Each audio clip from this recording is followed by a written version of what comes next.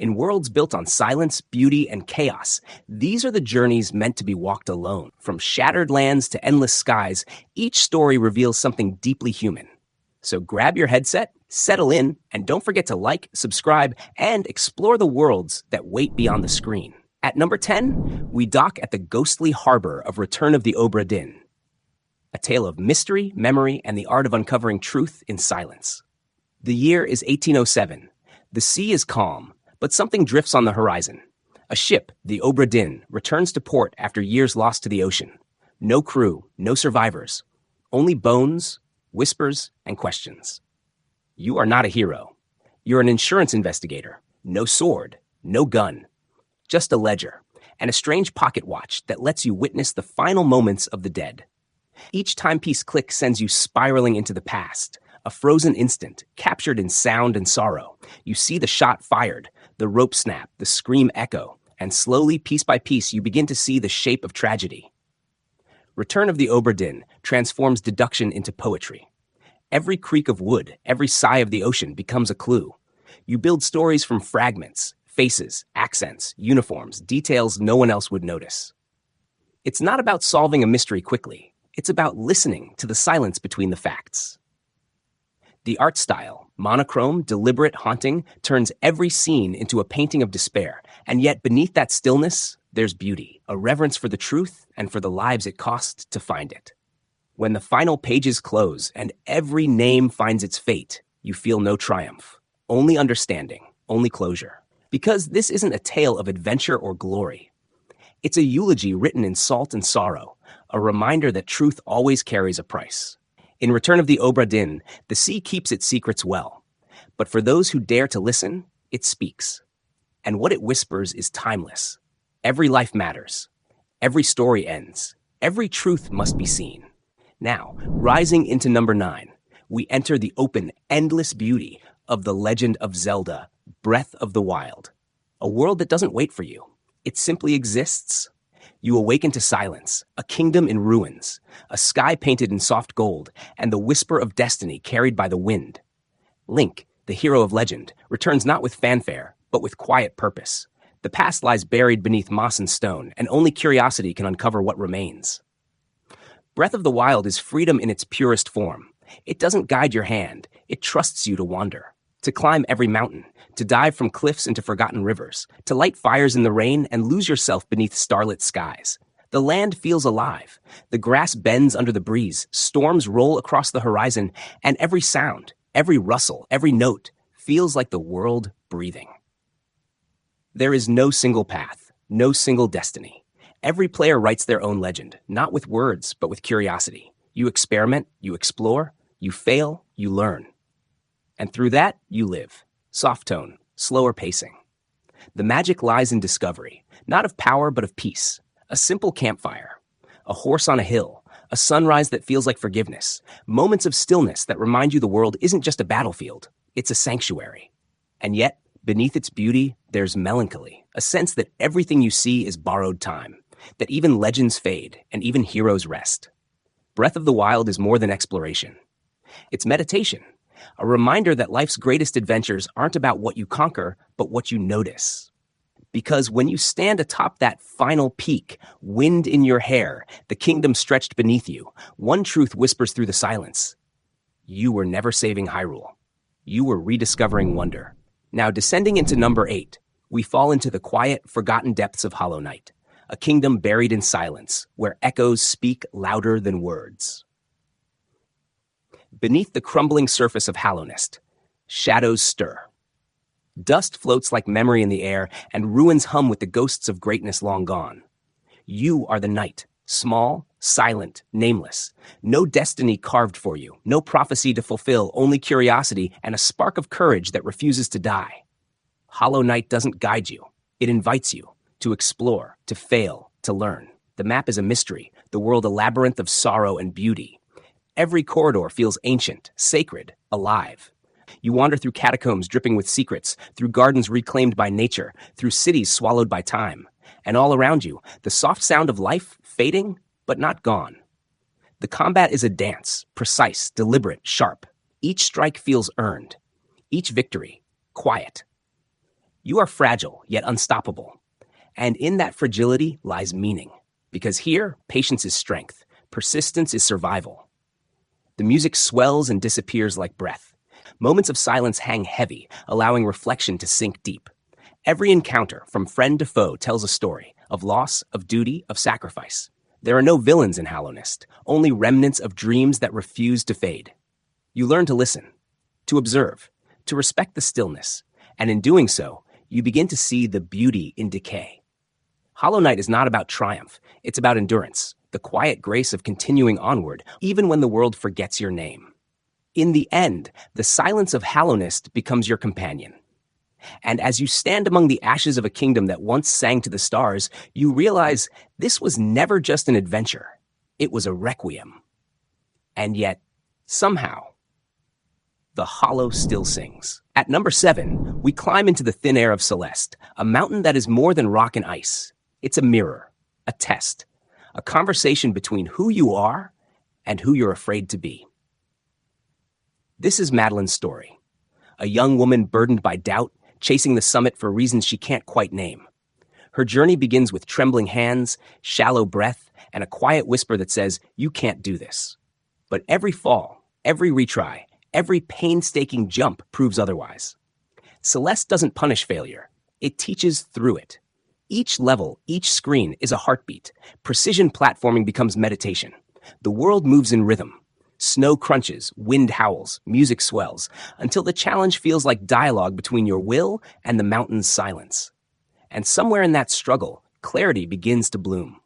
You meet fragments of yourself, fear, doubt, anxiety, personified in glowing eyes and shadowed reflections. They chase you, they mock you, they remind you that the hardest battle is never with gravity, it's with self-belief. Slow, steady tone. But with every climb, you change. You breathe deeper. You fall softer. You rise faster. You start to understand that success isn't reaching the top. It's learning to keep climbing, even when the path disappears beneath you. The music carries emotion like wind through a canyon, soft piano notes turning into soaring chords that feel like triumph and tears all at once. Alone in headphones, it feels deeply personal, a whisper telling you, you're stronger than you think. Celeste isn't about perfection. It's about persistence. It's about forgiveness. It's about knowing that every time you fall, you rise a little wiser, a little braver, a little freer. Because when you finally stand on that summit, staring at the horizon with trembling hands and a full heart, you realize the mountain was never your enemy. It was your teacher. Now at number 6, we drift beyond the horizon, into the quiet, infinite mystery of Outer Wilds. A game not about power, not about conquest, but about curiosity, about the courage to ask what's out there, and the humility to accept the answer. You are an explorer, small, fragile, hopeful, standing on the edge of a dying sun. Your ship is made of wood and wonder, its controls creaking like the heartbeat of a dream. You launch into the unknown, guided only by starlight and a question. Why does the universe keep repeating? Each world is a secret wrapped in motion, a planet that collapses as you explore it, a comet hiding ancient voices in its frozen heart, a giant that devours itself again and again. Time unravels. Stars are born and die before your eyes. And when the end comes, it comes with beauty. There are no enemies here, no bosses, no victory screen, only the vast silence of space and the music of discovery. You learn, you die, you begin again, each cycle a whisper of understanding. The puzzle is not what you do, but what you learn. The reward isn't survival, it's enlightenment. And through this endless loop of death and rebirth, Outer Wilds becomes a meditation on life itself, on curiosity, on wonder, on how fragile and how miraculous existence truly is. You are never told what to feel, yet somehow you feel everything. Awe, fear, nostalgia, peace. When the music swells at the edge of the universe, you realize the truth. The journey was never about reaching the end. It was about understanding why it began. Because in Outer Wilds, the universe doesn't ask for worship, it asks for attention. And when you finally give it, it rewards you with silence, the kind that feels like eternity breathing back. At number 5, we drift into the fog-drenched streets of Disco Elysium, a detective story like no other. A story not of bullets and chase scenes, but of thoughts, of doubt, and of the crumbling ruins within a man's mind. You awaken in a hotel room, Shattered, nameless, lost. A hangover heavier than regret. Your badge is missing. Your gun is gone. And the mirror refuses to recognize you. Welcome to Revachol, a city where revolutions have died and ideals rot beneath the neon glow. This is not a place that forgives. It's a place that remembers. Every corner hums with ghosts of failed dreams, broken promises, and quiet desperation. You are a detective, but barely. Your mind is a chorus of voices. Logic, empathy, pain, authority, all fighting for control. They argue, they mock, they plead, and you listen. Because every decision you make begins not in action, but in thought. Disco Elysium turns dialogue into combat and reflection into power. Every choice paints another layer on the mural of who you are. Cop, coward, savior, fool. There are no heroes here. Only the broken, trying to make sense of the pieces. The writing cuts deeper than truth itself. It doesn't shout, it whispers, and somehow it still echoes. You don't solve the case by following clues. You solve it by surviving your own mind long enough to see clearly. Lower tone, slower pace. There's no gun that saves you. No glory waiting at the end. Just understanding. And maybe forgiveness. Disco Elysium is philosophy disguised as tragedy, and tragedy disguised as life. It's not about finding the killer. It's about rediscovering the self you buried years ago. Because in this world of faded revolutions and whispered regrets, one truth stands tall. To solve the mystery of others, you must first solve the mystery of yourself. Now, descending into number 4, we enter the fiery depths of Hades, a tale where death is never the end, and defiance burns brighter than any flame. In the underworld's endless halls, forged in shadow and sorrow, stands Zagreus, son of Hades himself. He is not content to kneel, not built to obey. Each time he falls, he rises again, blade in hand, determination blazing. He does not seek vengeance. He seeks freedom. The underworld shifts with every attempt. Corridors alive, monsters reborn, gods whispering promises from above. Every death, every victory, every fleeting moment between battles teaches him something new. You can feel the rhythm of his struggle, a heartbeat in sync with chaos. A symphony of fury, motion, and persistence. Hades is not just about combat, it's about growth. You fail, you learn, you return stronger. The repetition becomes revelation. The grind becomes grace. Yet beneath the blades and blood lies warmth, humor in the halls, compassion among immortals, tenderness even in torment. The House of Hades isn't just a prison. It's home. Each conversation with its ghostly residents carries weight. Father and son, servant and friend, gods and mortals tangled in timeless conflict. Pause. Every run feels like a story retold, rewritten by your resilience. And when the music swells, when you weave through storms of enemies and fire, it becomes something more than a game. It becomes ritual. The director's cut of myth, Hades transforms repetition into purpose. Each swing of your weapon, each gift offered, each defiant step upward says one thing louder than any prophecy. You cannot cage a soul that refuses to bow. And when Zagreus reaches the surface, gasping in the cold sunlight of his defiance, you realize this isn't about escaping hell. It's about conquering the one within. Coming in strong at number 3, we have The Last of Us Part 2, a story that cuts deep where survival isn't victory, it's punishment. The world has ended. But humanity, it lingers, stubborn, bruised, bleeding, refusing to die quietly. Through the ruins walks Ellie, carrying the weight of memory, vengeance, and a love that has nowhere left to go. Her footsteps echo through crumbling streets, through forests that swallowed the cities whole. Each step forward is a whisper from the past, a name, a loss, a sin she can't forget. This isn't just another apocalypse. It's a mirror, reflecting what we become when the world strips away everything except truth. And truth, here, hurts. The Last of Us Part 2 is quiet when it needs to be. The tension doesn't always come from gunfire. Sometimes it's a glance, a hesitation, a broken voice trembling in the dark. It's a world where kindness is rare, and revenge feels like breathing. You'll feel the weight of every decision, the cost of every life. The blood never washes clean. It stays beneath your skin. But between the chaos, there are moments. Tiny sparks of humanity, a song, a joke, a memory that feels like sunlight through the cracks. Moments that whisper, you're still human. It's brutal. It's tender. It's heartbreak wrapped in silence. The storytelling doesn't guide you gently. It drags you through its grief until you understand that vengeance never heals, it only consumes. And when the dust finally settles, when Ellie lays down her weapon and listens to the world breathe again, you realize this was never about winning. It was about feeling. Because in this shattered world, redemption isn't found in forgiveness. It's found in the courage to face what's left of yourself. Now, standing tall at number 2, we have Death Stranding Director's Cut, a haunting masterpiece that turns isolation into art and silence into meaning. In a fractured America where the living and the dead share the same horizon, Sam Porter Bridges walks alone. His footsteps echo across empty valleys, carrying hope and the last fragile threads of connection left between humankind. Rain falls, but it's not just water, it's time itself. It corrodes, it ages, it erases. And yet Sam keeps walking, because if he stops, the world stops with him. This isn't a mission of conquest, it's one of rebuilding. Every step, every climb, every stumble across the rain-soaked wasteland becomes a prayer for unity. You're not fighting to destroy, you're struggling to connect. Death Stranding redefines what loneliness feels like.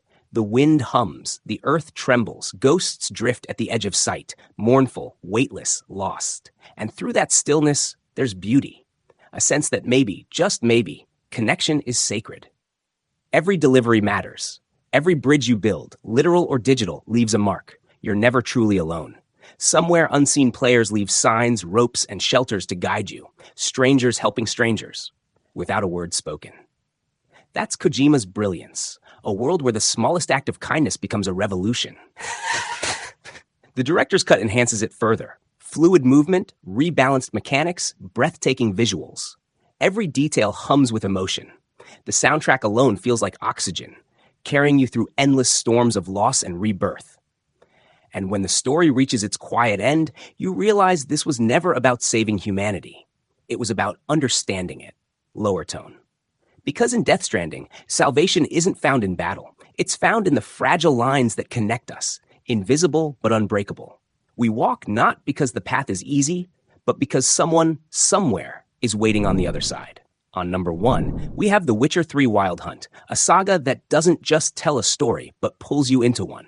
In a land where monsters roam freely and kings wage wars that stain the skies red, one man walks between worlds, neither hero nor villain, but something far more complicated. Geralt of Rivia, the White Wolf, a monster hunter forged by alchemy, haunted by destiny, and bound to choices that echo beyond time itself. The world around him is alive, whispering secrets in every forest, mourning losses in every village. You'll wander through Skellige's storm-torn cliffs, through Velen's haunted swamps, and into Novigrad's cruel beauty, each step pulling you deeper into a living tapestry of betrayal, hope, and consequence. And here's the truth. Nothing is ever simple. Every contract feels personal. Every dialogue, a test of soul. The people you meet aren't side quests. They're mirrors, reflecting the gray truth of morality. Combat strikes like poetry in motion, steel and silver, blood and fire. But what lingers isn't the fight. It's the silence after. The moment when the storm dies and you realize that even monsters have stories to tell. The Witcher 3 isn't just an RPG. It's a meditation on fate, love, and survival. It rewards patience. It punishes indifference. And it never lets you forget. Every decision, every path carries weight. You'll lose yourself in this world and maybe find something human within the beast. Because in The Witcher's realm, destiny isn't written in stars.